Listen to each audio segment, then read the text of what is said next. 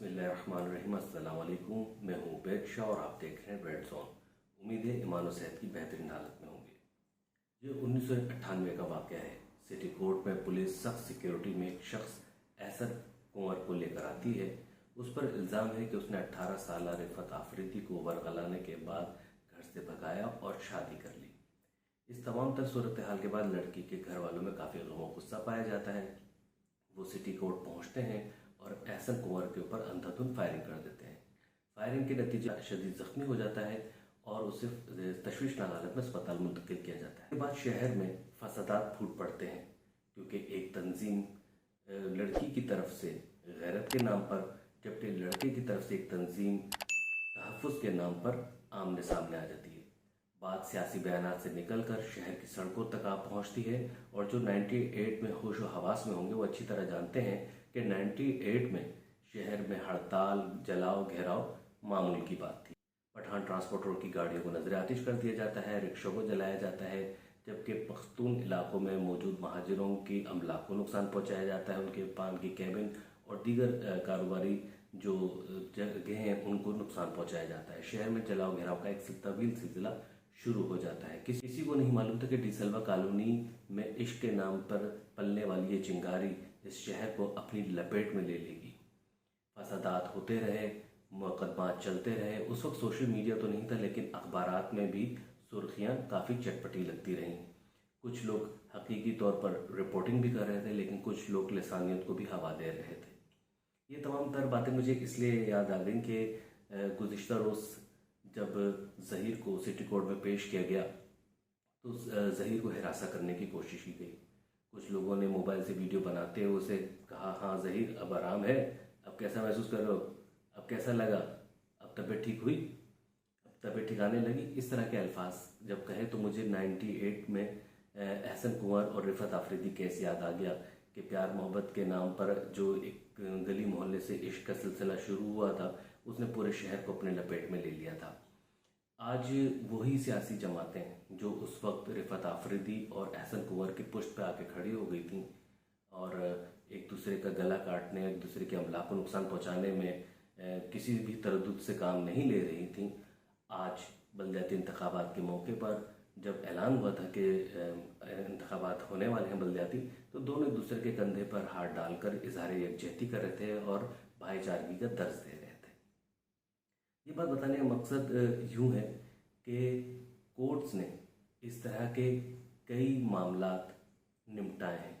उनके लिए सब चीज़ें नई नहीं हैं, नई आपके और मेरे लिए होती हैं। यही वजह है कि हम अपना नुक्ता नज़र या अपना मौक़िफ़ रखने में इस हद से गुजर जाते हैं कि हम उसी नहज पर पहुंच जाते हैं जो 98 का नहज था। हम अगर कोई शख्स दोनों तरफ की सूरत हाल को देख के रिपोर्टिंग कर रहा है तो उसको फलानी पार्टी का वकील करार दे दिया जाता है, और कोई किसी एक तरफ की ही बात कर रहा होता है तो वो उनका तर्जुमान बन जाता है। इस तमाम तर सूरत हाल से हमारे माशरे में काफ़ी कशीदगी पाई जाती है। सियासी तौर पर हम कशीदगी देख ही रहे हैं कि जो अदम बर्दाश्त है वो हमें बढ़ता चला जा रहा है। पॉलिटिक्स के मामले में, मज़हब के मामले में हमारे अंदर अदम बर्दाश्त तो था ही, लेकिन अब समाजी और सोशल इश्यूज़ के ऊपर भी हमारे अंदर अदम बर्दाश्त की चीज़ें शुरू हो गई हैं। मैंने एक वीडियो डाली थी जिसमें मैंने जो एक बच्ची के वकील हैं उन्होंने जो साफ़ियों के साथ सलूक किया था उसके ऊपर बात की थी, तो मुझ पर भी लानत मलामतों का सिलसिला शुरू हो गया। इन चीज़ों का मकसद ये हरगिज़ नहीं होता। यहाँ पर एक तो जिसको दीन का कुछ गुस्ल के फ़राइज़ भी मालूम ना हो वो भी फतवा दे रहा होता है कि कम सिनी की शादी जायज़ नहीं है या वली की इजाज़त के बगैर निकाह जायज़ नहीं है।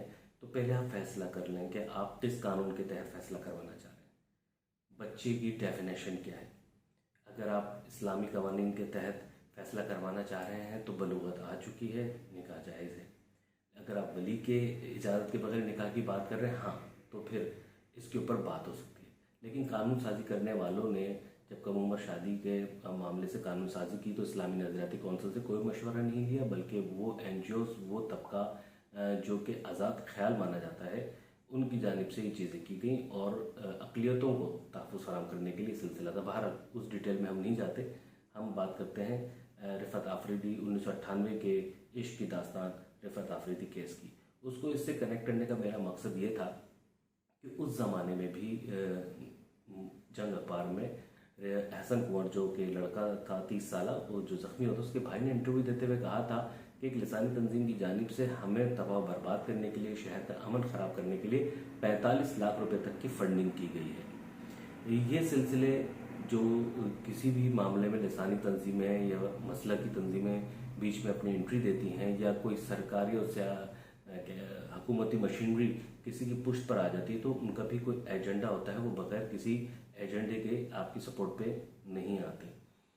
1998 में भी हम ये सिलसिला देखते हैं कि उस वक्त भी फंडिंग का सिलसिला शुरू होता है और एक फंडेड तरीके से सारी चीज़ें की जाती हैं।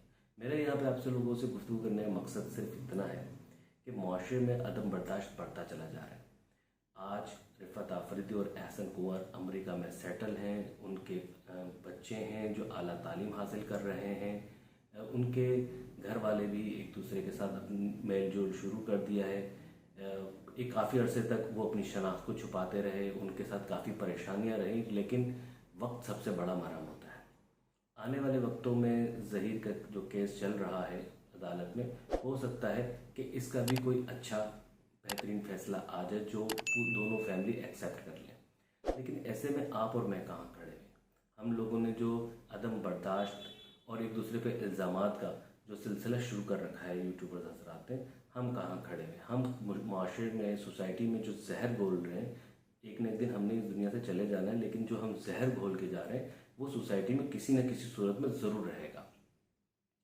एहसन कुंवर आज तक लंगड़ा कर चलते हैं, लेकिन उन्होंने अपनी मोहब्बत को हासिल कर लिया, उनके बच्चे हैं, बच्चे भी आला तालीम याफ्ता हैं, एक अच्छी खुशगवार ज़िंदगी गुजार रहे हैं। और यकीनन तौर पर ज़हीर का जो केस चल रहा है 6 अगस्त को और 17 अगस्त को गालिबन उनकी पेशी है, और उसमें बच्ची का बयान भी सुनने में आ रहा है कि बहुत जल्द हो जाएगा, और ये मामला भी किसी न किसी तरीके से हल की तरफ तो जाएगा। लेकिन हमें सोचने की ज़रूरत यह है कि हम बहैसियत नाज़िर, देखने वाले की सूरत में, कमेंट्स करने वाले की सूरत में सोसाइटी में क्या जहर घोल रहे हैं। इस वक्त मुझे अफसोस से ये भी कहना पड़ रहा है कि कराची प्रेस क्लब में भी जो एक वकील के दाखिले पर पाबंदी लगाई गई, क्योंकि उन्होंने रिपोर्टिंग करने से कोर्ट रिपोर्टर्स को रोका, उन्हें कमरा अदालत से बाहर निकाला, और उनकी तरफ से बहुत सारे मसले मसाइल हुए जिसके ऊपर एक्शन लिए गए। उस हवाले से भी 2 ग्रुप बन गए हैं। कुछ सहाफ़ियों का कहना है कि गलत फैसला किया गया, कुछ सहाफ़ियों का कहना था कि बिल्कुल सही फैसला किया गया। और मुझसे कमेंट्स बॉक्स में भी लोगों ने कहा कि कराची प्रेस क्लब खामोश की है, तो कराची प्रेस क्लब का डोमेन नहीं है, अलबत्ता वो सहाफ़ियों के हकूक़ के हवाले से जहाँ ज़रूरत पड़ती है वहाँ पर एहतजाज या अपने ख़दशात का इजहार, या जो वो अपने क्लब के हवाले से जो फ़ैसले कर सकते हैं या फ़ैसला ले सकते हैं वो ज़रूर लेते हैं। हमारे माशरे में इस वक्त अदम बर्दाश्त जो है वो एक लेवल पर है। सियासी और मजहबी सतह पर तो हम अक्सर उसका मुशाहिदा करते रहते हैं, हमारे सामने आता भी रहता है, लेकिन समाजी मामले में भी हम लोग चीज़ों को समेटने, समझाने और अपना नुक्ता नज़र बयान करने के बजाय बिल्कुल एक दूसरे को पार्टी समझ लेते हैं और उनको लताड़ना शुरू कर देते हैं। कुछ यूट्यूबर्स ख़वातीन की जानिब से अगर ज़हीर के फेवर में कोर्ट की कोई बात, कोर्ट के कोई कमेंट्स गए हैं और वो उसके ऊपर बात कर रहे हैं, तो वो उनको बिल्कुल ऐसा बदकिरदार बनाकर पेश करते हैं कि कानों को हाथ लगाना पड़ता है। तो बराए मेहरबानी आने वाले वक्तों में ये केस सॉल्व हो जाएगा, ये मसले मसाइल हल हो जाएंगे, लेकिन आप और मैं कमेंट्स की सूरत में और एक दूसरे पर सबकत ले जाने के हवाले से जिस तरह का हम अपना मौक़िफ़ रखते हैं, उससे हम यकीनी तौर पर इस माशरे में को जो खोखला कर रहे हैं और इसके अंदर जो जहर घोल रहे हैं वो हमारी आने वाली नस्लें भुगतेंगी। और जो दोस्त हमारे इस हवाले से गैर जानिबदाराना रिपोर्टिंग कर रहे हैं और इस मामले को सही तौर पर आपके सामने पेश कर रहे हैं, उनके मौक़िफ़ को सुनने, समझने और बर्दाश्त करने की कोशिश करेंगे। वो किसी मसलक के, किसी तंजीम के या किसी ख़ानदान के वो हरगिज़ ख़िलाफ़ नहीं है। जब सरकारी मशीनरी किसी की पुश्त पर आ जाती है और उस हवाले से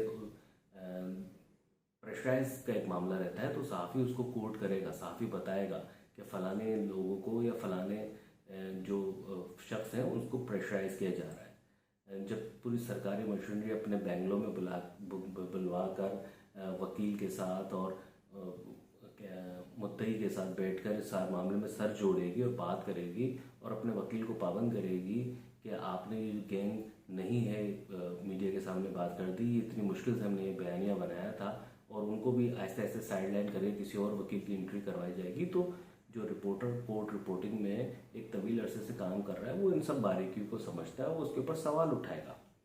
तो इसका मतलब ये हरगिज़ नहीं होता कि वो किसी के खिलाफ है या किसी के एजेंडे पे काम कर रहा है, ये उसके पेशा वराना अमूर का हिस्सा है।